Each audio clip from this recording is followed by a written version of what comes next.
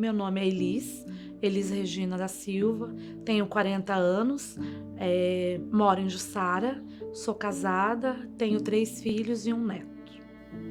Quando resolvi elaborar este projeto, eu jamais imaginaria que aprenderia tanto. Jamais imaginaria que aprenderia com tanta humildade, tanta força, tanta garra, tanta determinação como desta querida Elis Regina. Em novembro, mais ou menos, comecei com uma dor no pescoço, uma dor normal. Com o tempo foi aumentando. Em dezembro, caí de uma escada e tal. Achamos que era só uma dor no pescoço, que não seria nada demais. Cheguei a viajar, passei mal na viagem em Santa Catarina, consultei lá 2 vezes. Mas aí a médica me aconselhou voltar para minha cidade, consultar aqui. Foi aonde começou a fazer exames e fui procurando saber o que tinha, que até então a gente não sabia. Cheguei em Jussara, procurei o doutor e aí ele me pediu vários exames e comecei a fazer. Fui tomando remédio por conta, porque eu achava que tomava remédio por conta ia melhorar. E a dor não melhorava. E no meio desse tempo, comecei a sentir outras coisas. Comecei a sentir queimação, ardência, muito forte. O meu paladar mudou, minha boca. Então, foi várias coisas que me fizeram a continuar a tentar descobrir o que é que tinha.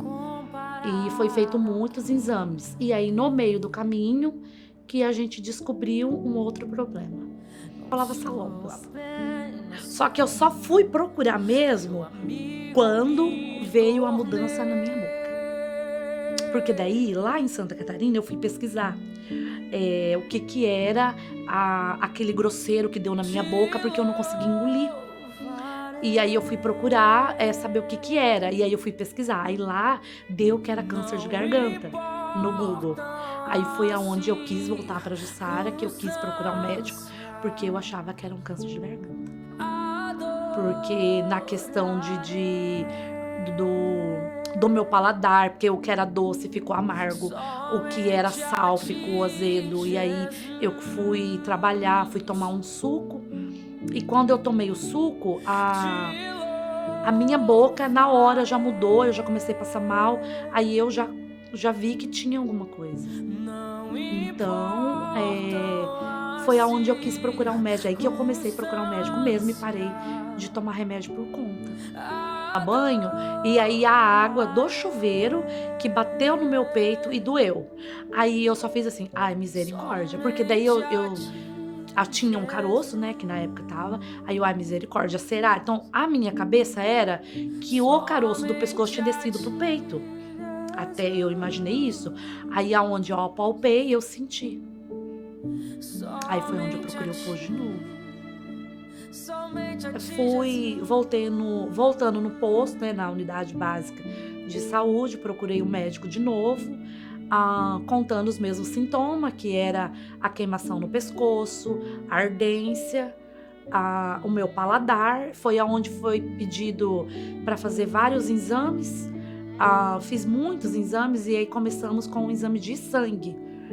Só que aí ele me encaminhou para um especialista em Maringá, em Cianorte, para ver a parte de pescoço, parte de garganta, por conta do paladar.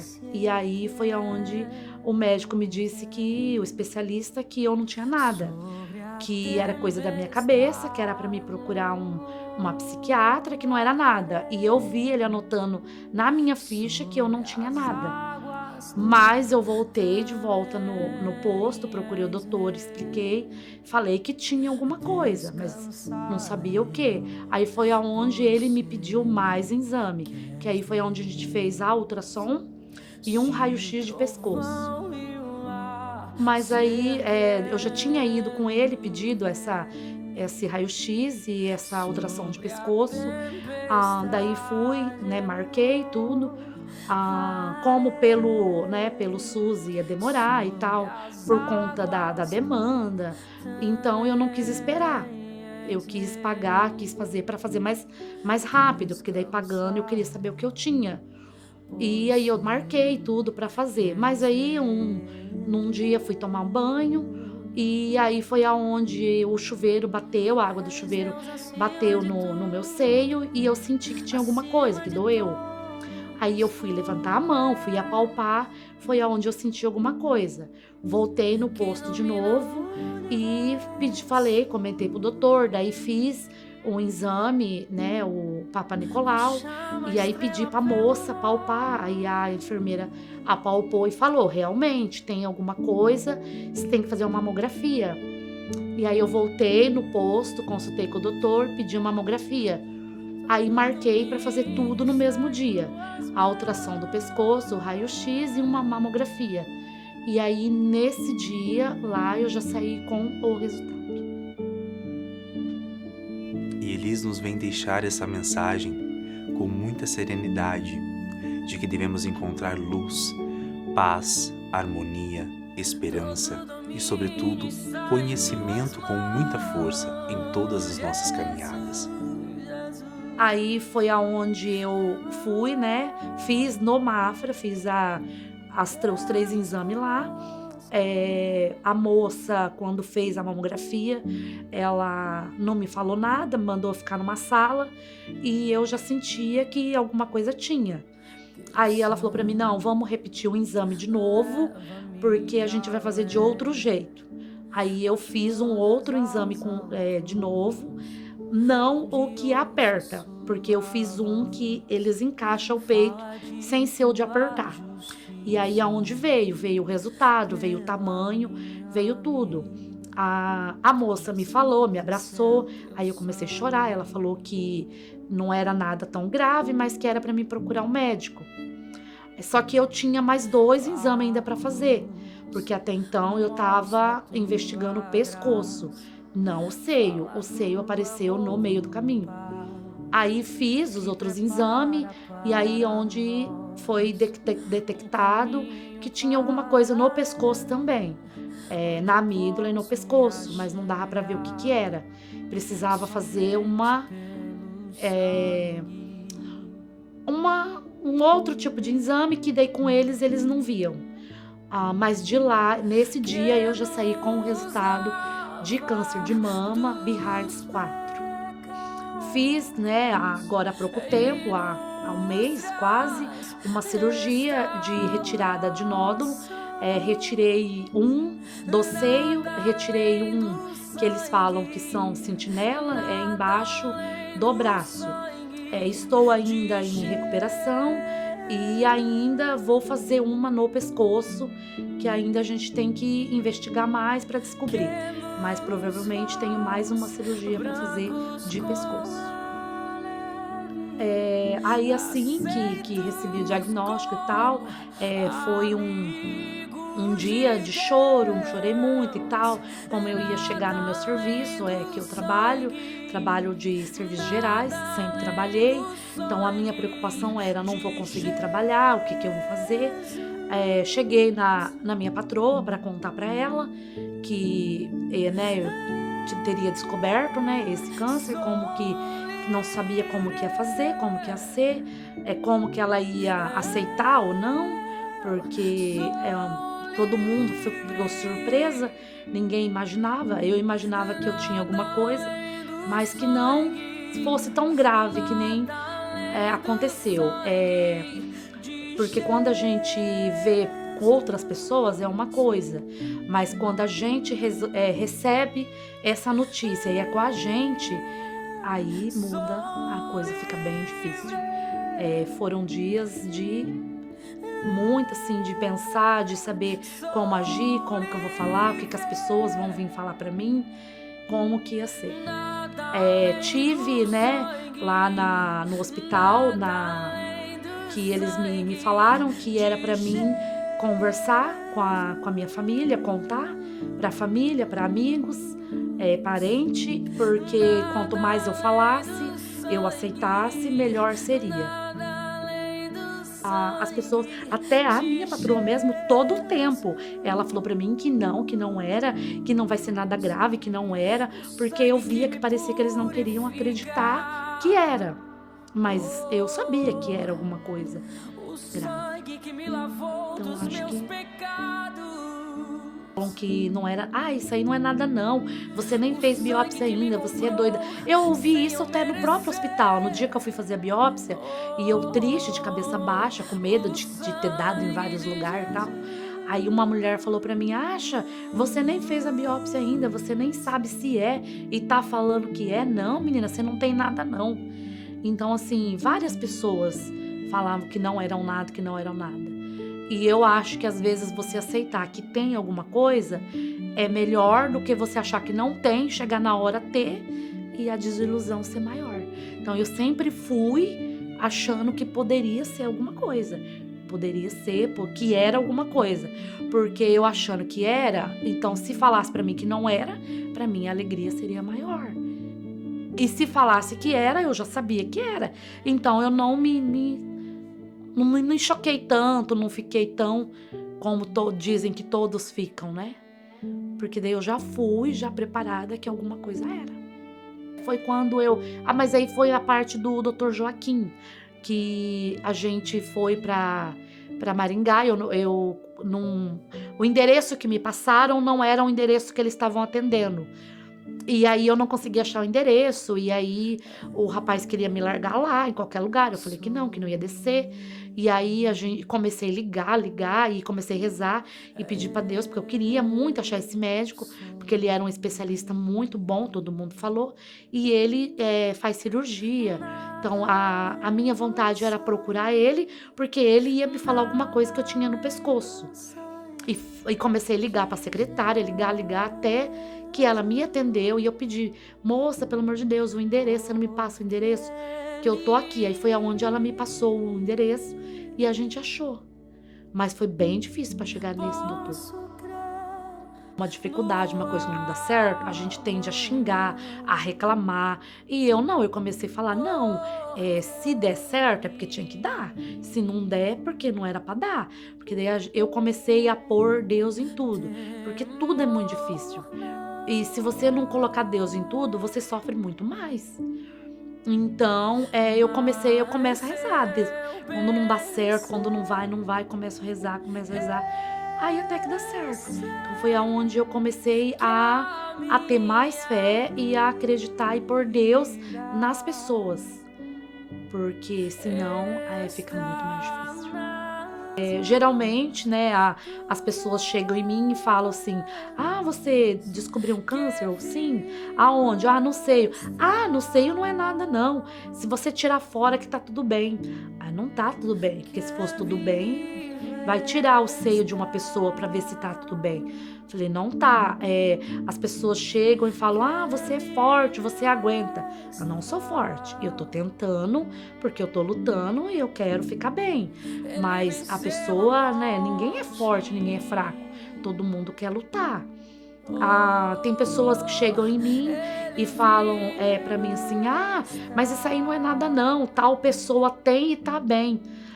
Outros vêm e falam, tal pessoa tem e morreu. Porque o câncer mata todo mundo. Não, o câncer não mata todo mundo. Tem muita gente aí que tá lutando, que tá bem. Umas não estão, mas muitas estão.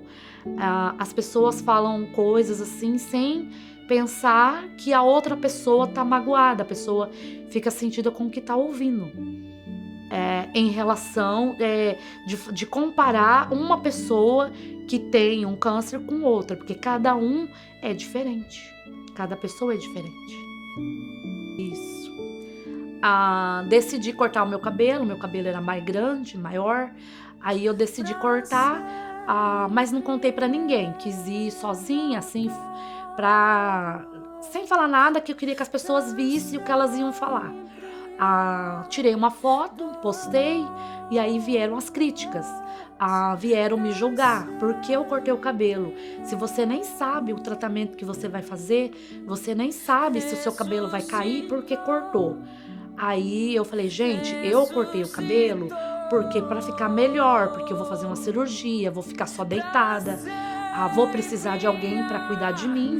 E aí, como que uma pessoa vai cuidar do meu cabelo? É cabelo enrolado, cabelo crespo dá trabalho. Então eu cortei por ser melhor para mim. E também porque o cabelo, ele cresce, cabelo não é nada. Aí vieram falar pra mim, umas me ligaram, falaram que eu era louca, que eu era doida, que pra quê que eu tinha cortado o cabelo. Criticaram muito, mas eu decidi cortar e cortei. Nesse meio caminho, né, de médicos, de exames, que foram feitos muitos exames para chegar aonde eu cheguei, passei por muitos médicos, especialistas, pelo posto e tal. Eu falo assim que eu sempre pedi muito para Deus, que Deus, né, iluminasse, que Deus preparasse tudo. E quando a gente reza, a gente pede, a gente vai descobrir alguma coisa, vai sofrer, mas Deus vai ajudando, porque Deus vai preparando as pessoas certas.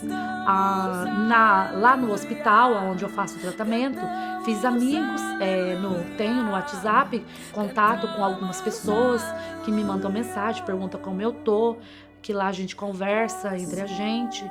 E eu falo assim, que são pessoas que Deus coloca no caminho da gente.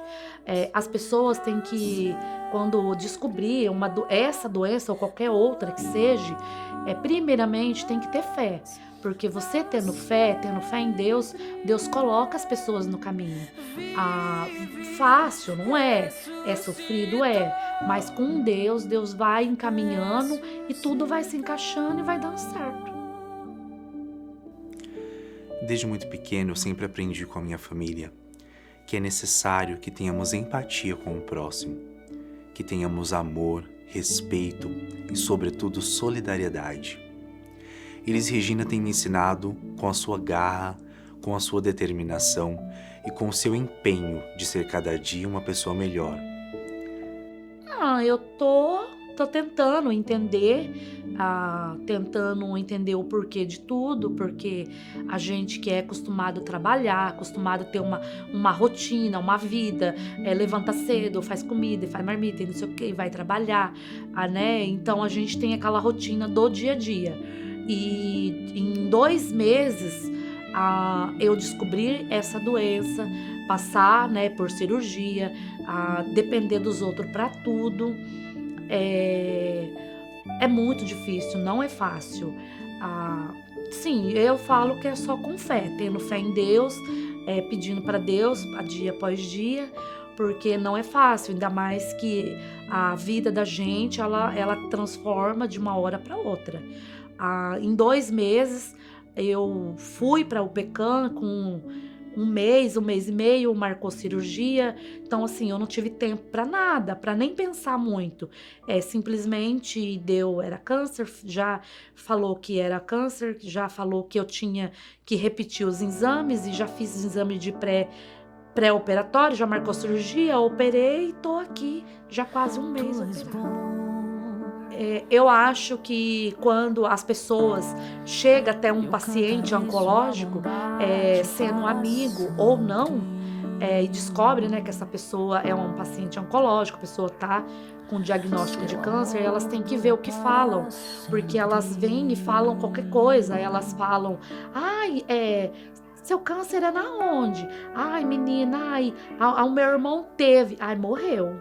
Aí vem um outro e fala, a minha vizinha teve. Ai, nesse mesmo lugar. Ai, coitada, morreu.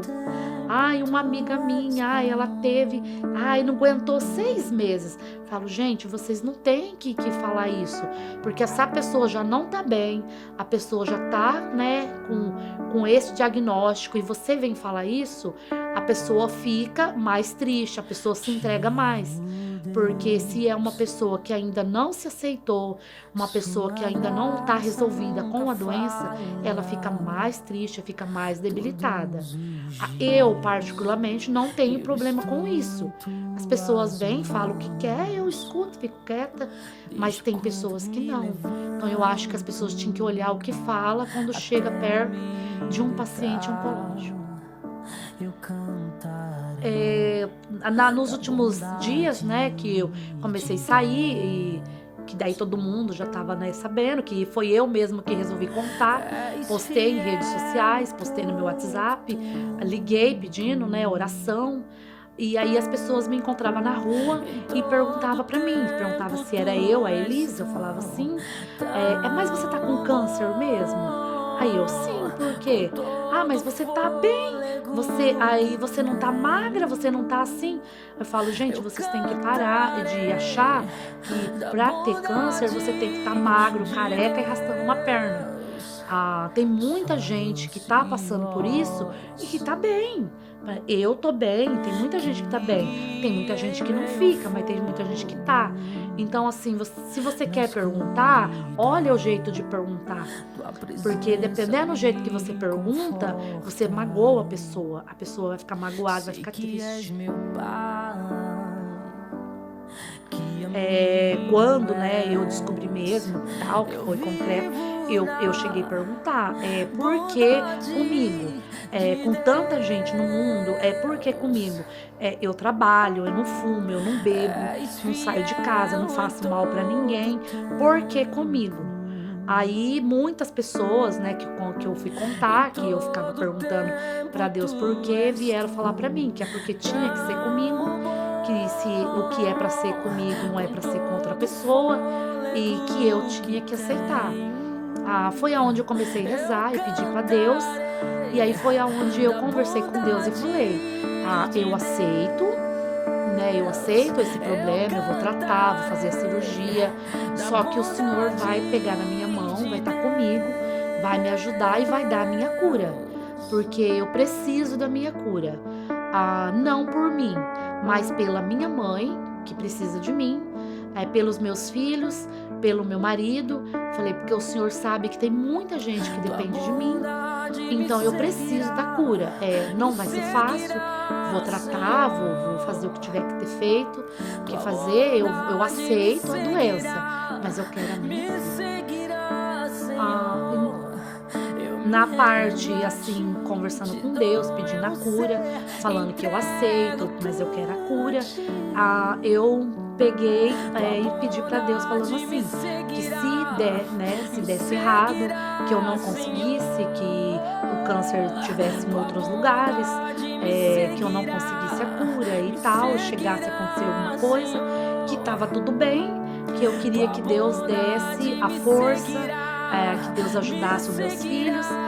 Conversei com meu irmão, falei pra ele porque ele tá muito desesperado, daí eu falei, não fica, porque você tem que ficar bem, porque se acontecer alguma coisa comigo, eu não estiver mais aqui, quem vai cuidar da família é você, então você tem que estar bem.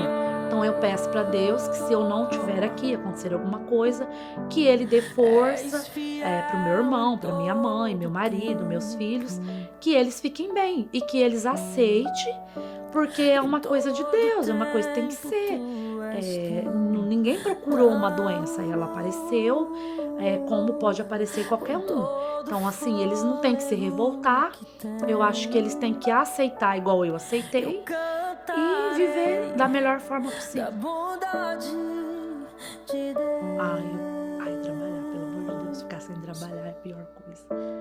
Não importa no que seja, eu já falei pra Deus que não importa no que seja, porque eu não sei, né, se dando tudo certo, eu não sei se eu vou conseguir voltar a trabalhar no que eu faço, por conta do braço, né, eu vou ter muita dificuldade com o braço.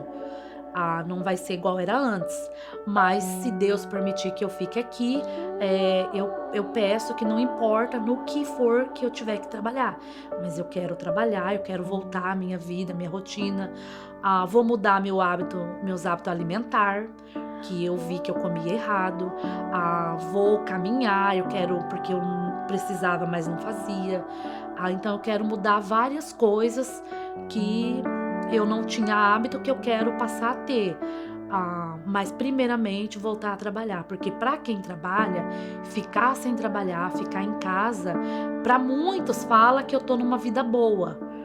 Já ouvi falar, nossa, você tá em casa, tá recebendo, que vida boa. Mas não é essa vida que eu queria. Eu queria estar trabalhando, ganhando meu dinheiro honestamente, não estando em casa doente, esperando, né? Mas as pessoas pensam diferente. Já vieram falar pra mim, mas você vai se encostar e aí com o tempo você pode até aposentar. Você vai aposentar com 40 anos. Não é o que eu queria. Eu não quero uma aposentadoria com 40 anos. Eu quero trabalhar, eu quero ter a minha vida. Porque o que adianta você estar aposentada ou encostada que seja, mas doente? Então eu quero estar trabalhando e com saúde. Então eu penso em mudar a minha vida em relação a muita coisa, em alimentos, em atitude, em exercício, coisas que eu não fazia antes por preguiça, E então agora, depois que eu passar tudo isso, eu pretendo mudar. Eu choro na frente da minha mãe, eu não choro na frente dos meus filhos, porque eu tenho filhos de menor, pequeno, e eu sei que eles estão achando que eu não tenho, porque os meus filhos acham que eu não tenho nada, assim, além de uma cirurgia. Eles não têm uma noção que é uma doença grave, porque eles não me veem chorando, eles não me veem reclamando, porque eu não fico reclamando, eu não fico chorando. Eu reclamo assim da dor, porque o meu braço não, mas não em questão assim da doença. Então eles não me veem reclamando, não me falando. Então eles acham que tá tudo bem. A minha mãe, quando eu contei, a minha mãe chorava dia e noite, mas aí eu falei, mãe, mas eu tô bem, vai ficar tudo bem, eu vou fazer cirurgia, vai ficar tudo bem. Então ela não chora mais e ela acha que eu tô bem. Então o meu marido também tava chorando muito e tal. Aí quando eu parei de chorar, foi quando eu conversei com Deus, falei que eu aceitava, que eu queria ficar aqui pra viver por eles, porque eles precisam de mim. Quando eu parei de chorar, todo mundo parou. Quando eles me punharam, porque o hospital lá, ele é muito grande, muito. Então eles catam uma maca assim e você já fica deitado lá, já preparado para cirurgia, com o sapatinho no pé, no cabelo, tudo. E eles vão te puxando naqueles corredor imenso. Então você vai assim e aquelas luzes, elas vão só passando. Aquelas luzes. E eu ficava assim, meu Deus, se eu não voltar. Porque eu não sabia se eu ia voltar ou não voltar. E aí, onde o meu coração foi acelerando, aí a moça, você não pode ficar nervosa, sua pressão não pode subir, senão eles não te operam. Aí eles entram, né, no elevador, com maca e tudo, pra subir pra cima, que eu operei no andar de cima. E aí ela me ponhou num canto e falou assim, você vai ter que ficar aqui pra você ficar calma, porque daí depois eu te levo pra UTI. E na maca, eu escutava elas já ligando o barulho dos aparelhos da UTI, então eu escutava, pip, pip. Aí eu falava, misericórdia, se eles me entubar eu não voltar. Então, assim, aí foi onde eu comecei a pedir pra Nossa Senhora. Falava assim, esteja comigo. Falei, você me protege? Porque eu preciso voltar. Vou operar, mas você tem que voltar. Então, a senhora esteja comigo. E aí eu pedia que eu não queria ficar sozinha, que eu tinha muito medo. Mas eu tinha muito medo mesmo de não voltar. Porque o meu medo era de tomar anestesia, dormir e não voltar. Porque em toda cirurgia não tem garantia nenhuma que você vai voltar ou não. E ela veio, porque eu sou devota de São José, eu não sou devota de Nossa Senhora. Mas eu não sou devota. Eu sou devota de São José dormindo. Tenho na minha casa.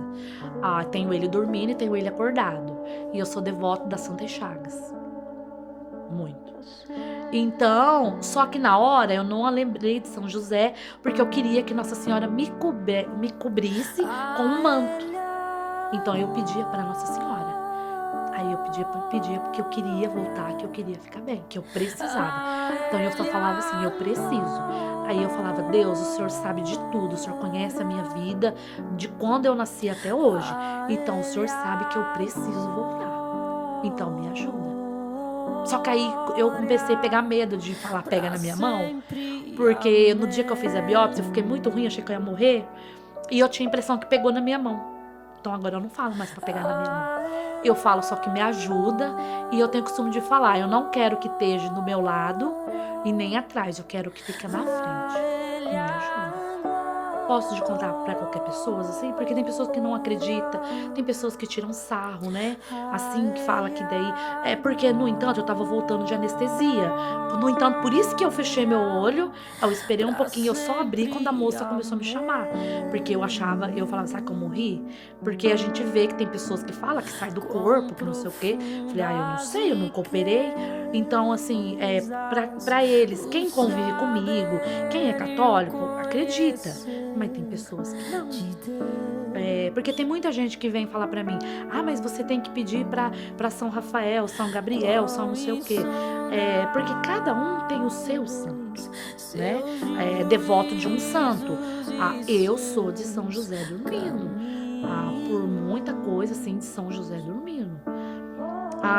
E de Água Benta, apesar que eu teria que voltar, eu parei, mas eu tenho uma experiência muito grande com a Água Benta, mas eu beber por outra pessoa. Eu tomava água benta, mas eu oferecia pro meu irmão.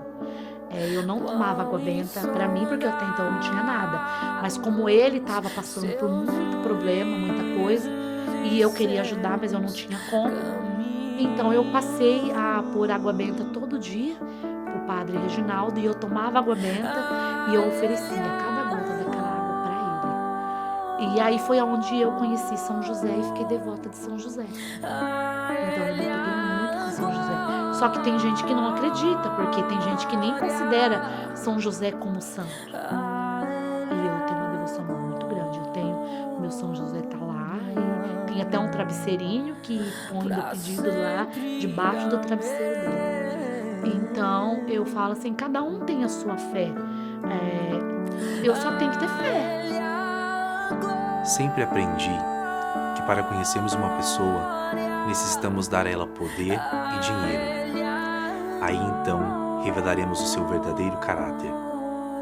Já com Elis Regina, a encontro numa questão de vulnerabilidade. Do que eu falo que quando eu peço a cura, eu coloco, né, na televisão, e aí quando começa, né, o padre com aqueles brasão das Santas Chagas ou de São José, aonde eu ponho a mão na televisão e eu ponho a mão no meu pescoço, aonde aí eu falo assim, meu Deus, tá aqui, eu tô tratando, mas eu quero a minha cura. E quem vai dar a minha cura não vai ser o doutor. O doutor, ele vai tratar, mas quem vai me curar é Deus. Então eu quero a minha cura e eu sei que o Senhor pode dar a minha cura. E tô vivendo da minha fé. Daqui 5 anos, né, com 45, que eu lutei, que eu venci, que se, né, que quem passar por isso que lute também, que tente vencer, que não tem outro jeito a não ser que for pela fé. Então eu espero continuar com a mesma fé que eu tenho hoje, porque eu conversando com pessoas que me conheceu antes e veio conversar comigo hoje, falou que eu amadureci muito vamos pôr, de dezembro pra cá, vamos começar em dezembro pra cá, que são 8 meses, eu sou outra pessoa em questão de fé, em questão de falar. Então eu espero que eu continue com essa mesma fé, com esse mesmo pensamento. Porque a pessoa veio falar pra mim, conversando comigo, falou, nossa, mas você não é a Elis que eu conhecia. Você tá mais forte, você tá com um pensamento diferente, você tá com mais fé, você mudou. Então eu espero que eu continue com esses mesmos pensamentos, com essa fé e que eu venci. Algumas com fé, outras não. Vamos por de 5, 6 pessoas que eu conversei sobre o câncer de mama, falou que ela não consegue conversar sobre esse assunto, ela não fala sobre o assunto, ela não aceita visita. Tem uma pessoa que não aceita visita, não quer visita, a outra também diz que não. Agora tem uma que não, que totalmente, né, ela conversa abertamente, igual eu, não tem problema nenhum de falar, de postar foto. Tem uma que não aceita porque ficou careca, fez a químio, perdeu o cabelo, não aceita. Aí veio falar pra mim que se eu vou deixar, né, andar na rua de careca, porque é muito feio. Aí eu falei, mas qual o problema? Eu falei, não tem problema nenhum se chegar a cair meu cabelo, tiver que ficar careca ou não, porque isso aí depois que terminar o tratamento. Mas eu não saía nem na esquina, eu não ia nem no portão. Então daí é onde eu falei, é o aceitamento que a pessoa não tem. Pessoas que te olham com dó, te olham com pena, Tem pessoas, amigos que falaram pra mim, mas eu não fui te visitar porque eu não quero te ver do jeito que você tá. Falei, gente, mas eu tô bem. Sim, tô passando por esse, né, por esse tratamento, mas eu tô bem. Aí eu falei, não pode vir normal. Então, assim, eu não sei como que as pessoas imaginam, porque como não veio me ver, não veio perguntar como eu tô, então eu não sei o que as pessoas imaginam. Eu acho que tem muito preconceito ainda sobre essa doença, de como as pessoas têm que agir com a outra que vão me ver e falam pra mim, nossa, mas como você tá bem? Não sabia que você tava assim, nossa, você tá me dando força. Eu vim aqui achando que você tava chorando, que você tava triste, que você tava arrasada, porque eu fui visitar várias pessoas e nenhuma tá igual você.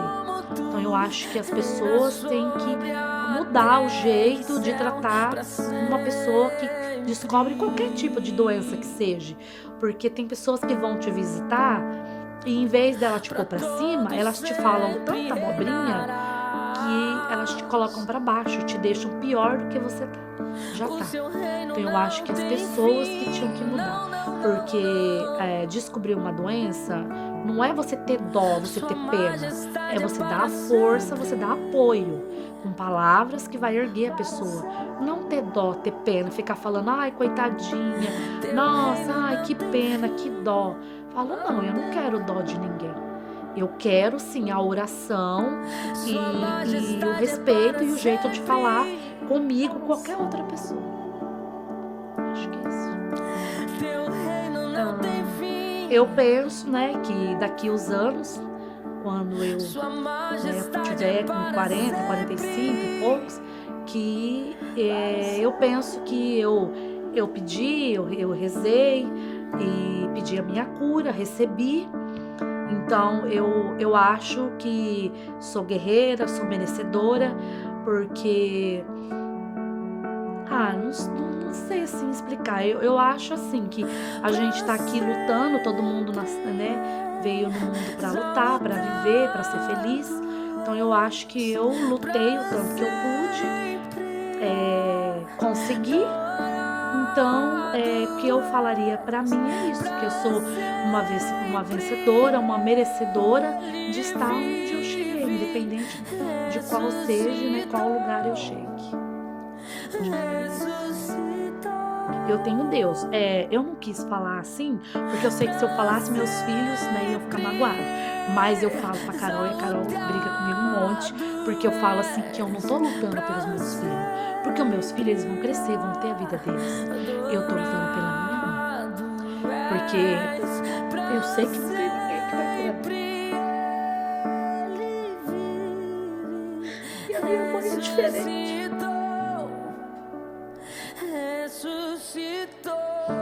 Então, quando eu peço a cura, peço pela minha mãe. Só por ela. Porque eu sei que meus filhos não vão ter paciência, eu sei que meus irmãos têm a vida deles, não vão cuidar. E a minha mãe, por ela ser meio especial, tem que ter alguém. E eu sempre imaginei eu cuidando dela.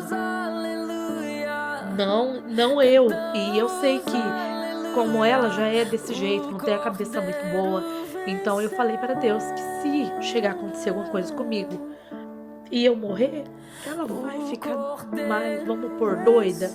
Ela vai perder totalmente a mentalidade dela. Então eu sei que ela precisa de mim. Então eu falei para Deus. Eu falei, não importa se eu perder o peito, se eu perder o que for, se eu ficar acamada, se eu entrar na maca, numa cadeira de roda, não importa, mas o Senhor me deixar aqui, porque eu sei que se eu estiver aqui, ela vai ficar bem, porque ela sabe que eu tô aqui. Agora, se ela enterrar um filho, a minha mãe, ela vai se perder, eu sei que ela vai, porque ela não tem a mentalidade que a gente tem. Então, quando eu peço para Deus a cura, eu peço para Deus colocar o médico certo, me ajudar a descobrir o que eu tenho, o que eu não tenho, eu penso na minha mãe. E quando eu converso com meu irmão, que ele tá desesperado, o que eu falo para ele é, você tem que ficar forte, porque é você que vai cuidar da mãe. Então, assim, o meu pensamento é mais na minha mãe. E quando eu descobri, né, essa doença e tal, que era mesmo câncer e que talvez ia passar por isso, por aquilo, por cirurgia, eu fui na minha tia, eu fui, procurei a Carol e eu distribuí meus filhos com quem cada um ia ficar responsável para cuidar. Fui na minha tia, eu pedi para minha tia cuidar da minha mãe, que não era para abandonar, que se chegasse a acontecer alguma coisa, pedi que era para ela ir todo dia lá na casa da minha mãe. E eles ficaram, ai, você é doida, você nem sabe ainda. Eu falei, não, mas se acontecer alguma coisa comigo, eu quero que a senhora promete que a senhora vai cuidar da minha mãe. Então, assim, eu costumo falar que eu já sentia que ia acontecer alguma coisa comigo. E eu já sentia Deus de novembro, mas eu nunca imaginava o quê. Mas eu já sentia que alguma coisa ia acontecer. Eu sempre trabalhei de doméstica, diarista, mas nunca tive.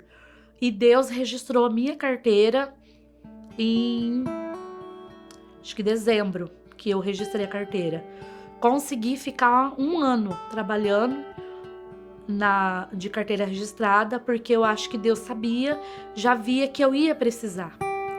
Porque se eu não tivesse com esse registro, eu não ia ter a ajuda necessária que eu ia precisar. Então eu vejo que Deus cuidou de tudo. Ele já viu coisas assim que a gente não sabia. Então é por isso que eu me apeguei com Deus, porque eu vi que Deus estava o tempo todo cuidando de mim. Então eu peço isso. Hoje eu vejo que a minha mãe tá bem. Ela nem ia na terceira idade, essas coisas. Hoje ela tá fazendo tudo isso. Ela vai em reunião de CRAS, ela tá indo na terceira idade. Então ela tá fazendo muita coisa que ela não fazia. Então eu acho assim que Deus já foi encaminhando tudo. Então eu acho que se der certo, era para dar. Mas se não der certo, Deus vai deixar tudo encaminhado. A gente só tem que ter fé e acreditar. E o que reclamar, por conta que a Carol, que foi quando, né, desde quando eu falei que talvez ia fazer a cirurgia, já falou, não, eu cuido de você. Então foi a que tá cuidando de mim, a que faz o curativo, a que me dá banho, que faz tudo.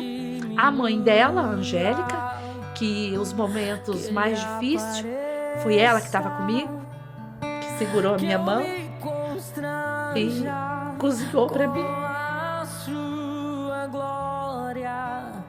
E todo seu amor. E Elis Regina nos vem ensinar que devemos sempre fazer o nosso melhor. Dê o seu melhor para o próximo. Tenha empatia com o próximo.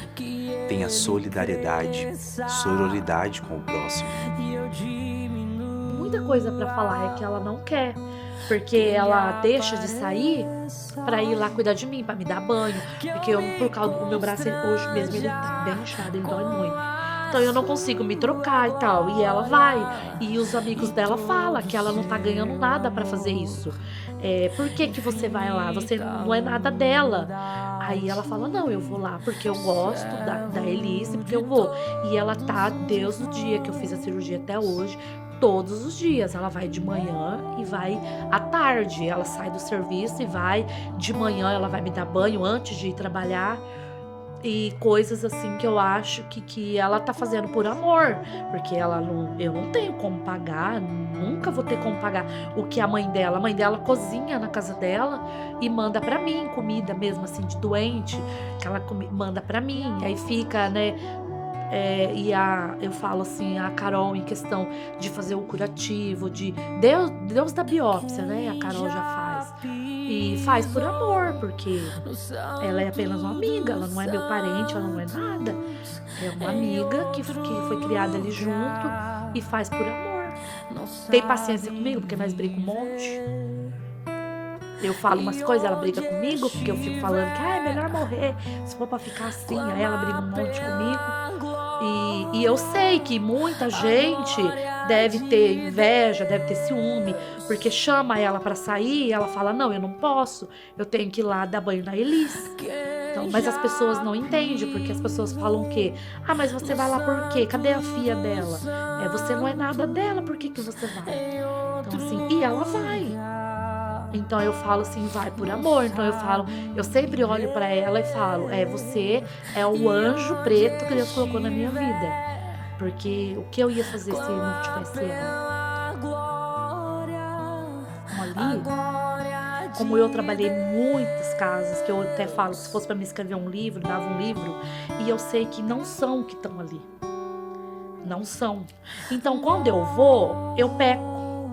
Então, eu não indo rezando em casa, eu acendendo as minhas velas que eu acendo, ligando no padre, ouvindo, fazendo a missa pela TV, eu acho que eu tô mais em paz do que eu dentro lá da igreja vendo que aquela tal pessoa, sabe, não deixa a empregada eu usar o banheiro, não dá um café. Eu trabalhei em casas que eu não podia beber nem água, eu levava água congelada da minha casa.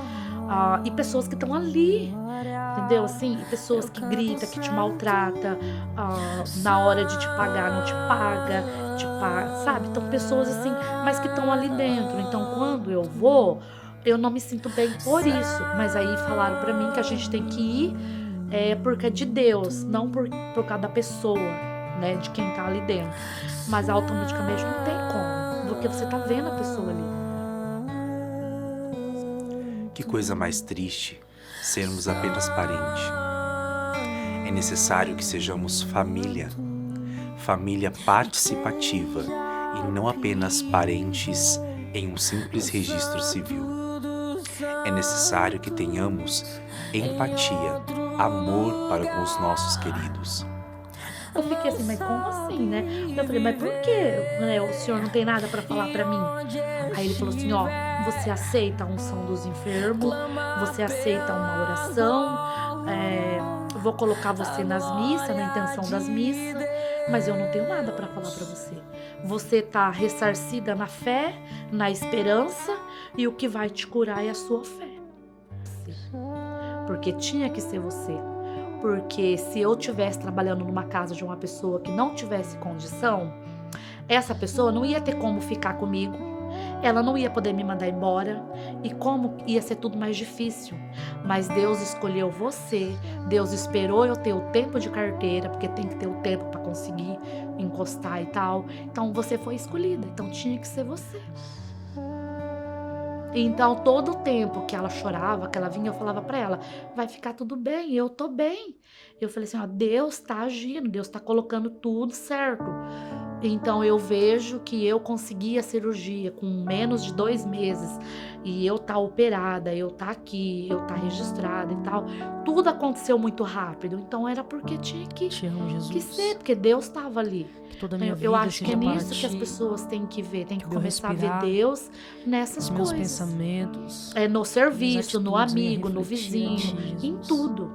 Porque quando você começa a ver Minhas Deus em palavras, tudo, os meus você tem uma clareza pensamentos maior. sejam para ti, venham Ela refletir vai me a pagar ti, meus direitos, vou Jesus. pegar o meu seguro e eu vou arrumar outro serviço. Eu falei, eu nem sei se eu vou conseguir trabalhar no que eu trabalho. Falei, então, ultimamente, a minha vida, ela tem o se.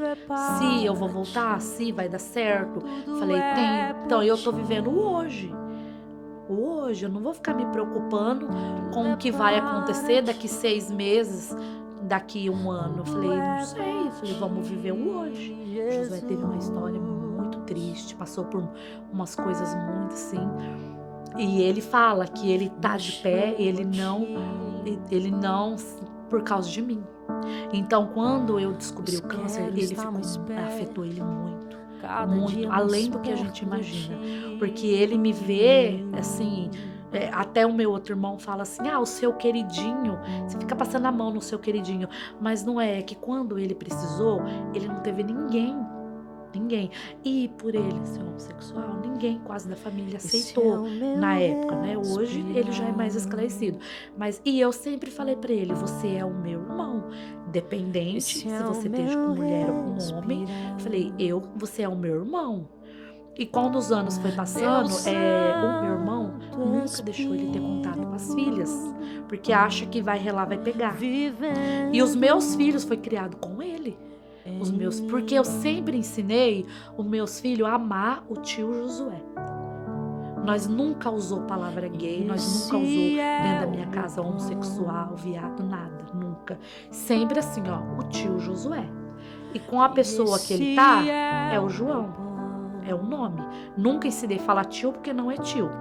Então, sempre assim, o nome. Então, meus filhos têm muito respeito pelo tio Josué, independente, e eles nunca, ó, eles vão pra lá, eles ficam um mês e meio, eles nunca vieram de lá falando, sabe, uma unha que viu, que o tio fez ou que falou, nunca, porque tem um respeito entre os dois lados, e um respeito que nem todo mundo tem, porque eu sempre falo que as pessoas têm que ensinar os filhos, porque se você ensinar de pequeno, ter os filhos ter respeito, eles vão crescer umas pessoas, uns adultos com respeito, independente se esteja casado com mulher. Então eu falo que o meu irmão, ele é uma pessoa que eu tenho muito orgulho, e os meus filhos têm dele, porque independente da vida que ele escolhe, ele lutou muito para estar onde ele está, muito. E as pessoas veem ele como rico. Ah, mas o seu irmão, ele é rico, ele mora em Santa Catarina, ele tem casa, que nem hoje mesmo. Ah, mas o nosso irmão tá bem, ele é rico, ele tem casa na praia, ele tem moto, ele tem carro bom, o carro dele é de teto solar e ele não sei o quê. Daí eu falei assim, sim, mas ele saiu daqui com uma moto e uma mochila na sacola, sem R$1 no bolso. E eu falei, então tudo ele conquistou por mérito dele. Então, e qualquer um pode conquistar se correr atrás. Só que as pessoas não querem correr, né? As pessoas querem pegar pronto. As pessoas querem que você dê lá 500 mil pra ela, mas ele não quer correr atrás pra ganhar. E eu sempre apoiei ele. Não em dinheiro, porque eu não tenho. Mas eu sempre apoiei ele falando, ó, eu tô aqui, o que você precisar, conta comigo, tenho orgulho de você, você é meu irmão. Então a gente sempre deu amor, e eu sempre ensinei os meus filhos, eu sempre falo pra eles, Josué, se os meus filhos, e eu sempre ponho no Facebook, se os meus filhos crescer e eles ser na vida metade do que você é, pra mim eu tô 100% feliz. Se eles chegar à metade da disciplina que o Josué tem, dos estudos que ele tem, porque ele conseguiu tudo sem R$1. Sem R$1, ele nunca, porque a nossa família é muito pobre, ninguém tinha para pagar faculdade, e ele conseguiu tudo, fazendo faculdade do governo, estudou um pouco lá no seminário, mas ele fez tudo por esforço dele.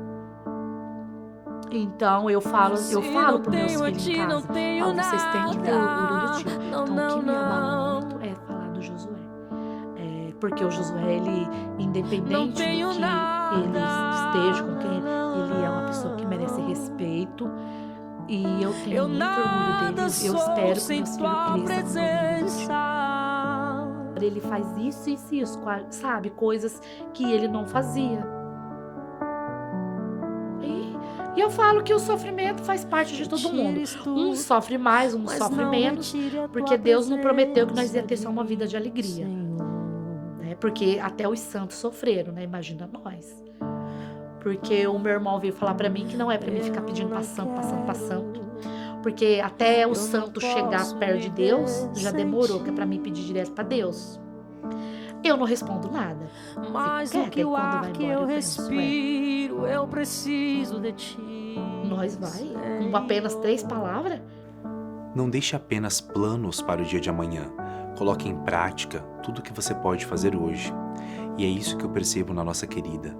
Essa força, essa vontade de fazer acontecer e de mostrar que mesmo nas nossas vulnerabilidades podemos ser muito fortes. Ela é cega de um olho, né? E ela é surda de um ouvido. Então ela ouve bem pouco. Mas ela ainda vê, assim, meio de perto, se você pôr. Mas ela não entende muito, não. Mas eu acho que nem é tanto por ouvir e enxergar. Eu acho que é a cabeça mesmo dela. Porque se você falar uma coisa pra ela, daqui a pouco você pergunta, ela fala assim, ela responde. Aí depois ela olha pra você e fala, mas eu não entendi nada. Eu quero deixar um recado pra minha mãe, falar que eu amo muito ela, que eu tô lutando, tô aqui, tô bem por causa dela, que eu quero ela bem, quero que ela fique bem. é uma pessoa que assim, que foi mãe, foi pai, foi tudo para nós, que teria tudo para abandonar, mas nunca abandonou. E que eu, meus filhos, nós amamos muito ela. E que eu faço tudo por ela. Não sei se é de manga. Chamou os 7 filhos e amarrou a corda e se enforcou. E eles eram todos todos, tipo 11, 12. A minha mãe tinha 5 anos. E todos eles viram o pai se enforcar. E aí, depois desse episódio, ela tava correndo dentro de casa. E naquela época, aquelas malas antigas, correndo, brincando, acho. E aí ela caiu e ela bateu o olho na quina da mala. O olho dela entrou pra dentro e vazou na hora. E aí, como era sítio, tudo muito simples, muito pobre, até chegar na cidade, já não tinha o que fazer. Ela perdeu a visão lá. E daí, depois disso, foi crescendo. E aí ficou com o trauma de ter visto o pai se enforcar. Aí começou, né, com a memória não muito boa. E aí conheceu meu pai e colocou na cabeça que queria casar com ele, queria casar com ele. Fizeram o casamento dela, ela sofreu muito com meu pai. Teve 5 filhos. Sim. 2 morreu nos braços dela. Um morreu com 1 ano e meio, e um morreu com 6 meses. Naquela época eles falam que morreu com desidratação. Então a minha mãe, ela é uma pessoa que sofreu muito. Então assim, Deus de pequeno. Então eu acho que hoje ela não tem, né, a cabeça muito boa. Ela não é uma pessoa normal igual todo mundo, por conta do sofrimento que ela teve, Deus de pequeno. E daí foi vários traumas. E aí casou, não deu certo. Meu pai abandonou ela com 3 filhos. Eu tinha 5 anos, o meu irmão tinha 8, o José é o mais velho, e o Cristiano acho que tinha 4. E ele foi embora e nunca mais voltou. Nunca pagou pensão, nunca veio ver. E ela, como já era uma pessoa que não era normal, não trabalhava fora, não tinha condição por conta da cabeça, aí foi morar com a minha avó, e minha avó que criou, ajudou a cuidar dela e criando nós 3. Graças a Deus, né? Ninguém virou ladrão, virou nada, porque a gente foi criado, bem dizer, sem mãe, sem pai. O que a gente é hoje é graças à minha avó, que a gente tem a minha avó como mãe, pai e vó, que já morreu também, que faleceu. Mas muitos falam que faz coisa errada porque não tem pai, mas não justifica, porque a gente também não teve, e graças a Deus somos todo mundo gente de bem. Então eu tenho muita dó da minha mãe por isso, que ela sofreu muito. E o sofrimento da minha mãe veio desde quando ela era pequena. E aqui podemos perceber que é necessário ter coragem, não apenas a intenção, mas desempenhar a coragem que existe dentro da gente, para que possamos enfrentar as nossas adversidades e os obstáculos que por muitas vezes a vida nos impõe. Olha que exemplo lindo que Elis nos deixa. Esse amor maternal, esse amor paternal que ela desempenha para com seus filhos, assim como também retribui para com sua mãe. Uma vez li em uma publicação do Facebook de uma querida professora antiga minha do colegial, em que abraços são sementes. Cito aqui a nossa querida professora Cirlei Lima. E também quero deixar um adendo, onde atitudes também são sementes. Sementes de amor, sementes de esperança, sementes de empatia. Seja empático, seja solidário para com quem sofre, para com quem passa por um momento de adversidade em sua vida.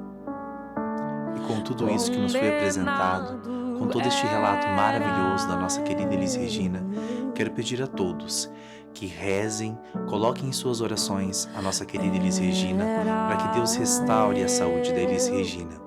Agradeço aos familiares, aos amigos e a todas aquelas pessoas que oferecem o seu apoio, ainda que na intenção sejam cordiais e sejam amorosos com a Elis Regina. Que Deus abençoe muito a vida dela, a vida de todos os familiares, e que prontamente, com a graça de Deus, conquistemos todos a recuperação dela e de todos ao seu entorno. Um grande abraço do seu amigo Carlos Bruno.